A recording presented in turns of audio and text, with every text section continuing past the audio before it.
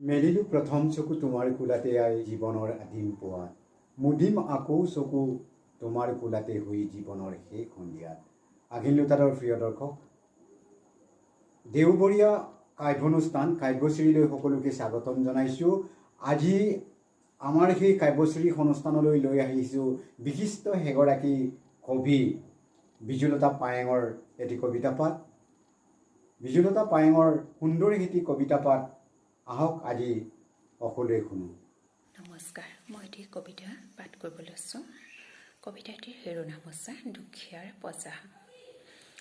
আহিবাচোন তুমি মোৰ পজাটিলৈ এদিন, চাই যাবা মোৰ দুখীয়াৰ খেৰেৰে ভৰা মুদচৰ বতাত সৰকে যোৱা বৰষুণৰ টোপালৰ লগত খেলিবলৈ।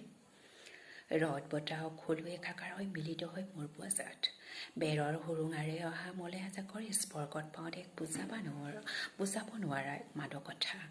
মই এতিয়া বিদ্ৰোহ হৈ পৰিছোঁ, অহায়ৰ বাবে নাই কোনো কাষত। বিলাসিতাৰ মুখত অকলে গুচি গ'ল মায়াৰ বজাৰলৈ। হাত ভৰিবোৰো যেন খোজপৰিৰ, চকুৱেও একো মনিব নোৱাৰা হ'ল।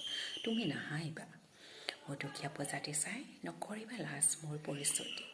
তোমাৰ দৰে নাই মোৰ কোনো ধন সম্পত্তিৰ ভঁৰাল, আৰু নাই ৰাজঅট্টালিকা। তথাপি বিচাৰি পাওঁ মোৰ পজাত নিস্বাৰ্থ এখন আশ্ৰয় আৰু জীৱনৰ সুখ। তথাপি মই বিচাৰি পাওঁ মোৰ পজাত নিস্বাৰ্থ এখন আশ্ৰয় আৰু জীৱনৰ সুখ।